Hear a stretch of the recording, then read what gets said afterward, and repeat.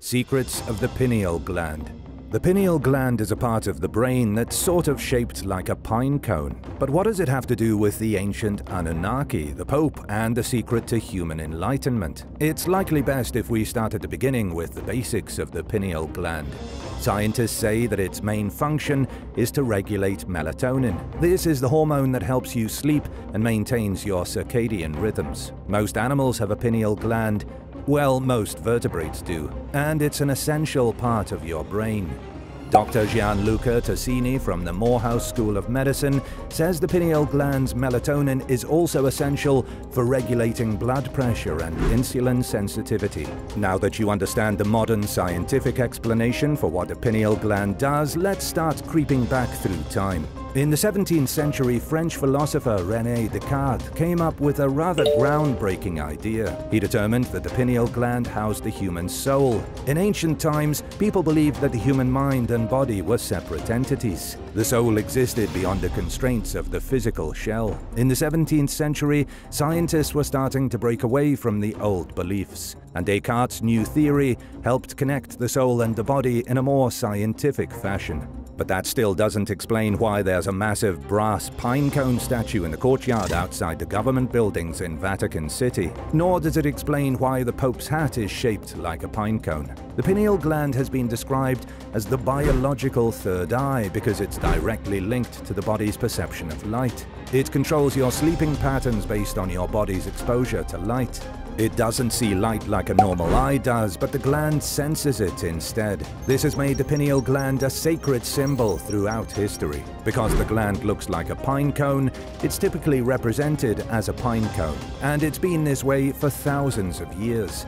The giant pine cone at the Vatican has nothing to do with Christianity. It was created around the 1st century AD by Roman sculptor Publius Cincius Salvius. This is a known fact because his name was etched onto the base of the sculpture. The pine cone was already a sacred symbol when Christianity started to form. The Christians simply adopted the symbol because it was already a part of Rome. They didn't use the pine cone for any particular reason other than it was already important.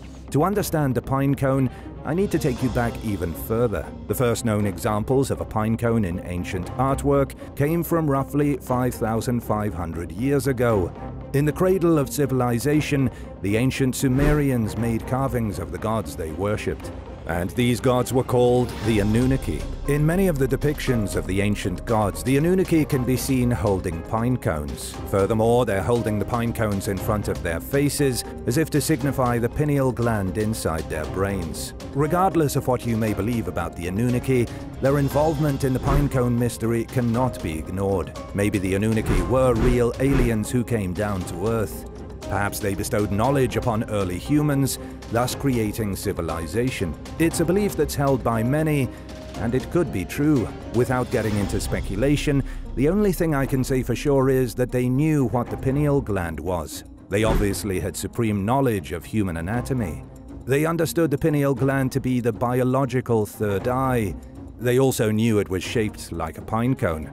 And now for number 6. But first I wanted to give a big shout out to Shorley and Victorida. Thanks so much for watching and supporting OE. And if you're new here, be sure to subscribe and join the family. The homunculus. Nobody knows what the top scientists under control of the government are able to create. They've already cloned sheep and undoubtedly have the technology to clone humans. But what if medieval alchemists had already figured out how to genetically engineer people hundreds of years ago?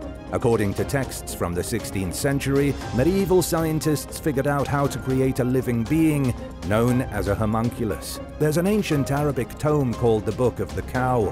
Unfortunately, though, it's undated and nobody knows who wrote it. One of the rumors is that Plato had something to do with it over 2,000 years ago. It's a really strange piece of work that details how to go about creating a living organism. All you need is some human semen, a cow, a bit of animal blood, and nerves of steel. The book claims that to make a homunculus, one must artificially inseminate a cow with human seed. Next, the inseminated animal must be smeared with the blood of another animal. Then, while the animal is pregnant, it must be consistently fed blood from another creature, kind of like a vampire. When the animal gives birth, the baby will be an unformed being. The unformed mass must then be placed in a powder made from ground sunstone, white willow sap, green tutia, and sulfur. The blob will soon start to grow human skin, and at that point, it must be transferred into a glass container.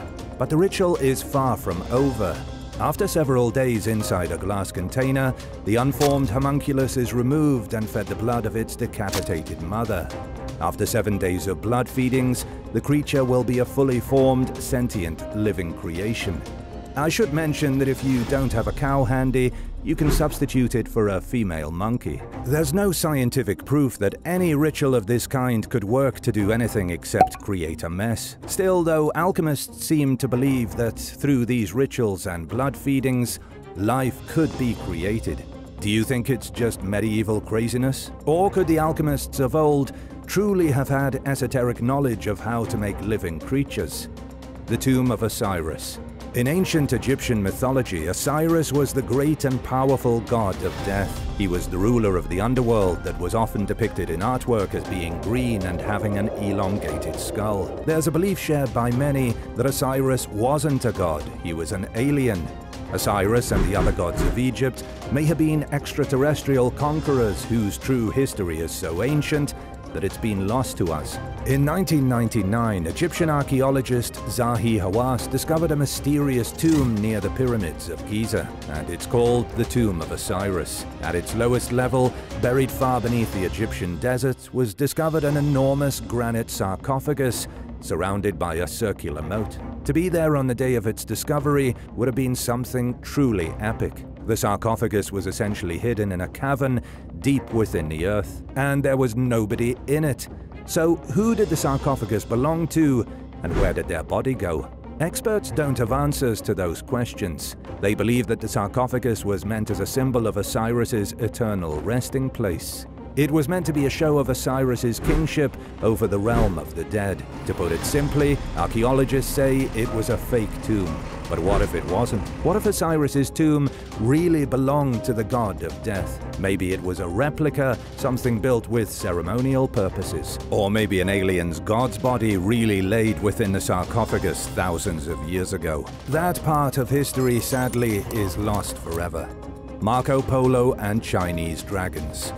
Marco Polo was the first true European explorer. He traveled across the world in the Middle Ages and dwelled in China under the banner of Kublai Khan. And when he arrived back in Europe after almost 20 years, he told stories about families raising dragons. These tales have mostly been ignored by historians, but what if Marco Polo really saw dragons? Marco Polo made his famous journey in 1271 AD. He crossed Persia and arrived in Asia to meet with Kublai Khan. Kublai had inherited the Mongol kingdom from his grandfather Genghis Khan, and after 17 years in the Khan's company, Marco Polo made the epic journey back to Europe with his notes full of amazing stories. These tales were written down in the work he titled The Travels of Marco Polo, published in the year 1300 AD. The book mainly delves into the fascinating customs and exotic habits of the East, but Marco Polo also detailed the incredible animals he witnessed on his journey. In chapter 49, Marco Polo describes his trip to a place called Karajan. While there, he witnessed enormous serpents that measured 30 feet long and about 8 feet in girth. They had short legs with massive claws like those of a big cat. They also had huge glaring eyes and jaws wide enough to swallow a person whole. Marco Polo said that they were so ferocious that no kind of animal dared to approach them. Some of them were smaller, only about 8 feet long, and he said they lived in caves and caverns where they'd eat everything from wolves to tigers.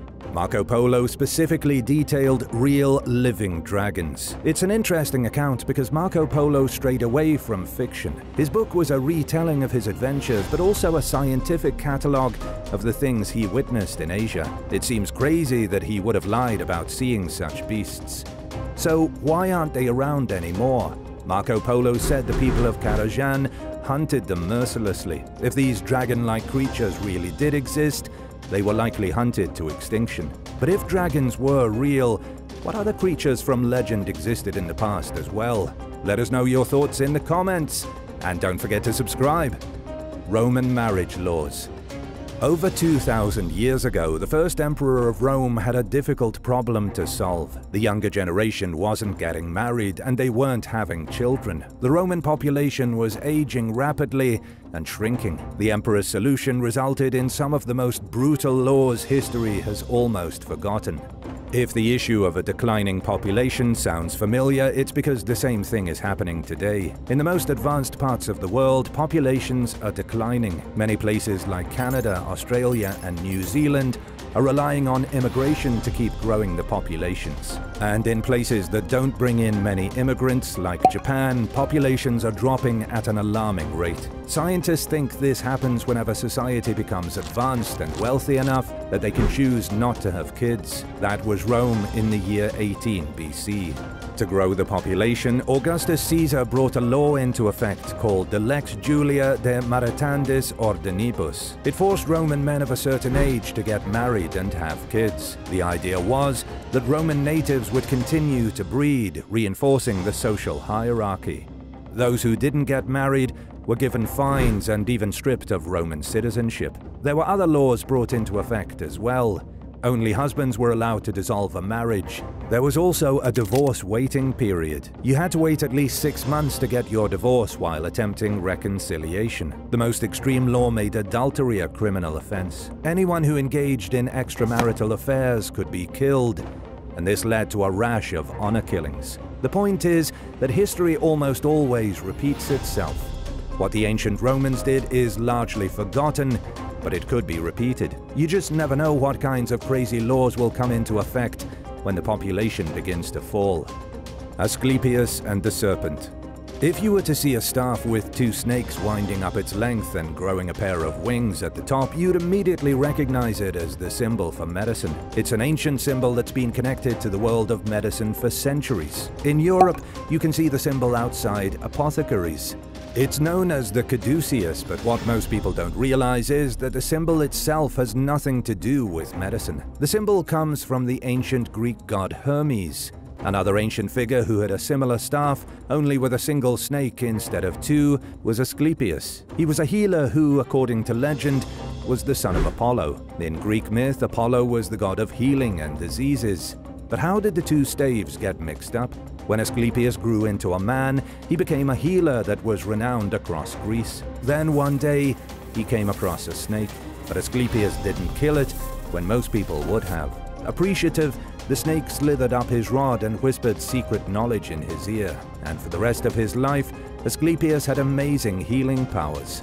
How the healer's staff got mixed up with Hermes' staff is lost to the annals of time. The true symbol for medicine should be a single staff with 1 snake on it, not 2 snakes with wings. Either way, the myth led to snakes being revered through ancient Greece as beings of healing and wisdom. It's highly likely that the story of Eve and the serpent in the Garden of Eden was just a different version of Asclepius' story. In both cases, though, they were whispered secrets by a snake. The life of Al-Qidr. An Islamic legend, no figure is more mysterious than Al-Qidr. The Quran says Al-Qidr accompanied Moses as a servant of God, and as an immortal, he's appeared to other Muslims throughout the centuries. Scholars think his story is way older than the Islamic faith, though. They believe his character can be traced back to the earliest days of humanity. Al-Qidr could even be connected to Utnapishtim from ancient Mesopotamia. In the Quran, Qidr travels with Moses on a series of small adventures, and at one point he murders a youth. He rips open a boat while at sea with people on board. He also rebuilds a wall, even after villagers deny him and Moses food. Similar stories are told in Jewish mythology of the prophet Elijah. So some think Qidr may have been a rip-off of Elijah, but of course, nobody can say for certain. The strangest part of his story is that Al-Qidr was allegedly the only person that ever managed to discover the Fountain of Youth. He was roaming through the desert when he came across a spring. The waters supposedly turned his cloak green and gave him everlasting life. In Syria, Al-Qidr is still the patron saint of the sea. Every year, Muslims launch tiny boats as offerings to Al-Qidr. It's a ritual to rid themselves of evils that plague them. And in Jerusalem, the Kabat al-Qadr still stands tall on the Temple Mount. In the larger world, Al-Qadr is a figure of great mystery that nobody can solve. Some scholars have suggested that he may have been one of the sons of Adam, but the truth is that he's an immortal figure whose legends mimic the legends of other heroes throughout history, all the way back to the Sumerians. Could Al-Qadr have been a real immortal, or was he simply a prophet whose origin story is lost? Which of these shocking pieces of history surprised you the most? Let us know what you think in the comments down below. And if you enjoyed this video, be sure to leave a like and subscribe to the channel. Thank you so much for watching, and we'll see you in the next one. Bye.